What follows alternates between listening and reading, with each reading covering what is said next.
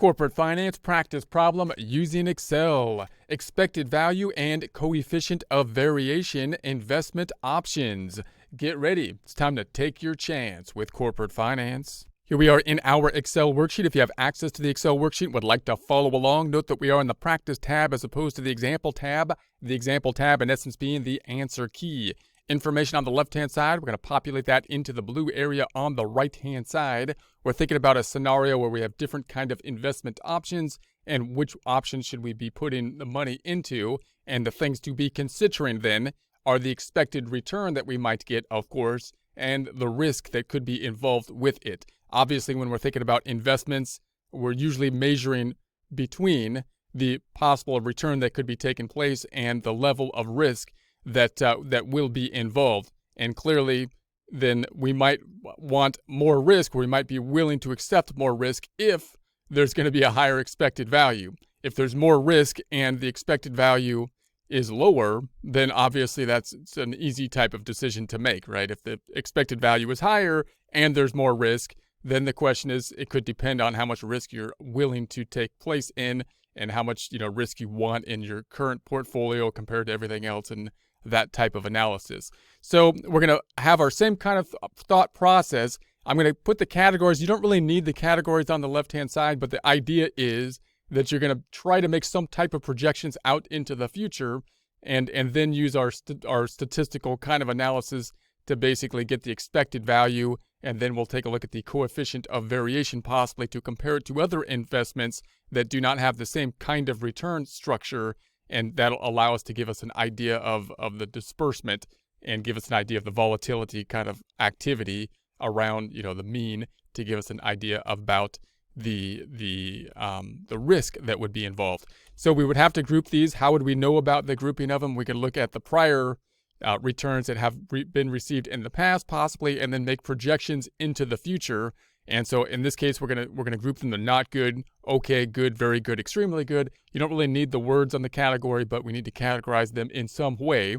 And that's going to be in numbers here: the 600, the 650, the 800, the 950, and the 1000. Notice in investment 2, we only used the 4 categories. So the number of categories isn't particularly important. Obviously, what you need to do is make sure whatever categories you have that you can weight them, and weighting those categories is something that you're going to have to, once again, use past performance and then projections about into the future. The sum of the weights should be the 100%. So adding those up gets us to that 100%. So then if we multiply this out, we're going to take the 600 times the 20%. That's going to give us the 120, the 650 times the 20%. It's going to give us the 130, the 800 times the 20%. It's going to give us the 160, the 950 times the 20%. The 190 and the 1000 times the 20% gives us the 200. Summing that up equals the SUM. Summing it up is going to give us the $800. That's going to be our expected value then. So if we compare that to the second one down here, we're going to do the same thing. We're going to imagine this is investment 2. We have a different set of numbers here that we'll be using in different probabilities. And let's get our expected value there. We'd say the 650 times the 40%, the 700 times the 20%, the 800 times the 10%, and the 900 times the 30%. Obviously, the percents, once again, adding up to 100%, and the expected value equals the sum of these items, and that's going to be the 750. So in this case, the 750 clearly being lower than the 800. So all else equal, we would want to be choosing the one that has the higher expected value. But the other thing we need to take into consideration is the level of risk that would be involved. And we could use, that's where the coefficient of variation often will come into play here. So let's calculate that. We could say that this is going to be our 600. So we'll pick up the 600. I'm going to copy that down just to get our series. So I'm just going to Control V down. There's our series of numbers. Then we're going to get the expected value, which you could think of as kind of like the average or the mean, the expected value that we have just calculated, average or mean being the more statistical type of terms when we use this kind of analysis in just a series of numbers situation. Going to copy that on down. So there's the 800 all the way down. We're going to take the difference then, Going to take the 600 minus the 800, negative 200. The 650 minus the 800, the negative 150. The 800 minus the 800, the 0. The 950 minus the 800 is going to be 150. The 1000 minus the 800 is 200. Then we're going to square it. So this is going to be equal to the 200 shift 6 with the caret 2 for the squared. Going to copy that, Control C, go on down, shift and down, Control V. So we have now squared all of them. They have now been squared. They're all a bunch of squares now. And then we're going to take the probabilities, which were 20, 20, 20, 20, 20. So the 20%. Let's go ahead and percentize this whole column. Selecting this column and the numbers percentized. They have been percentized. And then I'll copy that down. Control C, down arrow, holding shift, down, down, down, Control V. And then we'll take our multiplication, 40,000 times the 20%. Going to copy that down, Control C, down arrow, holding down shift, down, down, down, Control V. Underlining on down below, font group and underline. Summing it up with the equals SUM, the trusty sum function, our favorite of all the functions. That's everybody's favorite function. If it's not your favorite function, then you're wrong. Your favoriteness is wrong in this case. There is a correct answer to favorite functions in Excel, and it's the sum function. And so then we're going to say that this is going to be squared that. So this has then our squared items in it. So now we're going to take the standard deviation. So notice this number would be like in squared dollars. So that's why the standard deviation to bring us back in the units that we're in. So we're going to say this is going to be the square root, which is that little, the thing that goes and over the top. But in Excel, it's equals the square root, SQRT formula of that number, taking the square root of it. And let's add a couple pennies here. So we go to the number group, add a couple decimals to see the cents. Cents has been made because cents has been added. We have added cents to the calculation. And then we're going to take the expected value, which is the kind of like the average. It's basically the average or the mean to get to our coefficient of variation.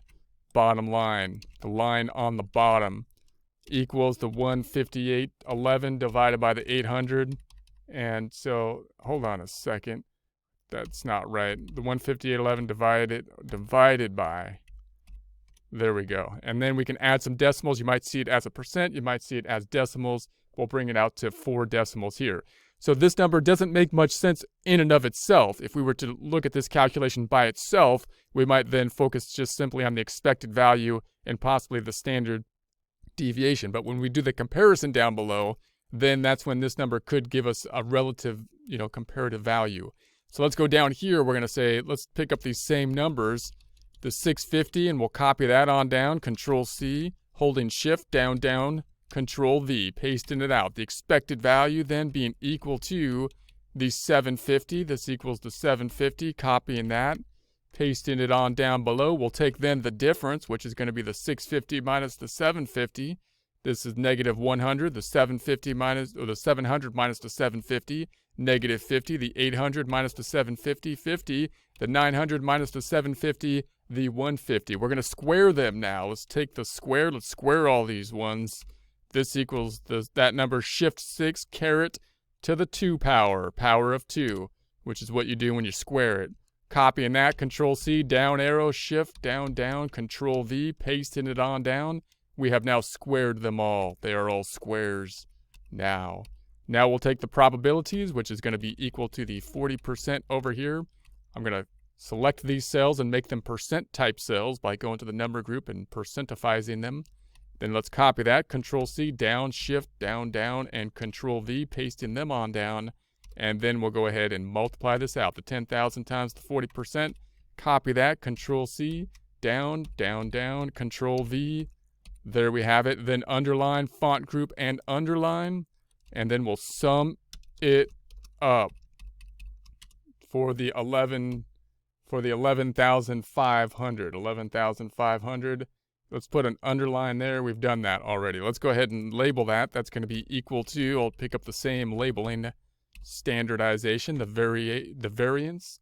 We want then the standard deviation so that we could bring it back into non-squared dollars by taking the square root, which in Excel is the SQRT formula, Shift 9. There it is. Square root is the 107, adding some pennies. Let's put some sense to this. Let's make some sense out of this cell. And then we'll take the expected value, which is kind of like the average of the mean. And that's going to be equal to what we calculated over here, the 750. 750. We might have some pennies there. Did we have pennies? No, we don't need pennies on it. We don't need cents. Cents is not necessary for that cell. That cell can have no cents.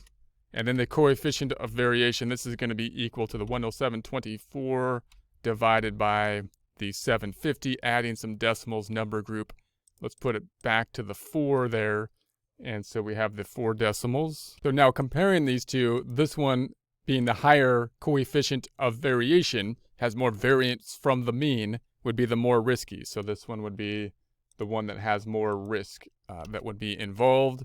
And that's kind of what we would expect. So then that makes the decision a little less clear. So, I mean, if you're a risk-averse person, then you might then choose this one, even though you have the expected value is lower. If you're willing to take on the risk, you might choose this one, even though the risk is higher because the potential return is higher. Note that if you came up to the situation where the coefficient of variation resulted in this one being more risky than this one, then you would think, if it came up with this one being more risky than this one, the reverse situation, meaning the expected return was both smaller and had a higher risk, that's when the decision would be very straightforward. We would say, well, if we did this right, you would think that this investment up here would be the way to go because it has less risk, and it would be, if that were the case. It's not the case here, but if that were the case, if you had an investment that had less risk and a higher return, that would be a straightforward decision, assuming all your thought process was correct. But this would be the more normal and confusing situation, which is often the case because the higher returns typically come coupled with a more risk item in it. So the question is, how much risk are we willing to take on with relation to the higher potential rewards? Now, and that leads people to believe, note, that every time you take on more risk, there's a higher reward. There's not, right? It could quite well be the situation that one investment has a higher risk and a lower reward, which means it's pretty easy. In that case, you want to weed that one out, right? If this is not good, that's not a good one. But if there's a higher reward and there's higher risk to it, then the risk that you're taking on might be worth it, given the fact that for that higher reward, especially if it's in alignment with some other kind of asset groups possibly that you have in a portfolio as well, if that's what you're looking for in terms of your spread of investments and whatnot.